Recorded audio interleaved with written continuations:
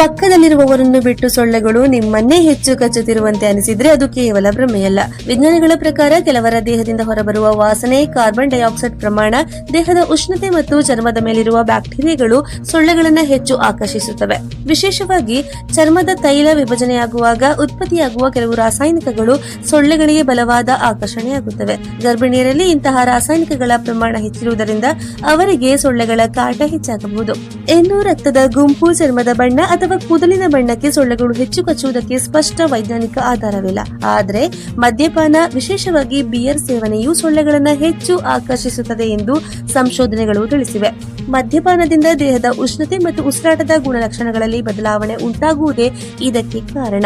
Dengue, malaria ಮತ್ತು ಚಿಕನ್ಗುನ್ಯಾ ಮುಂತಾದ ರೋಗಗಳ ಅಪಾಯ ಹೆಚ್ಚುತ್ತಿರುವ ಹಿನ್ನೆಲೆಯಲ್ಲಿ ಸಡಿಲ ಹಾಗೂ ದೇಹ ಮುಚ್ಚುವ ಬಟ್ಟೆ ಧರಿಸುವುದು, ಸೊಳ್ಳೆ ನಿವಾರಕಗಳನ್ನು ಬಳಸುವುದು ಮತ್ತು ಸೊಳ್ಳೆ ಪರದೆಗಳನ್ನು ಉಪಯೋಗಿಸುವುದು ಸುರಕ್ಷಿತ ಕ್ರಮಗಳಾಗಿವೆ.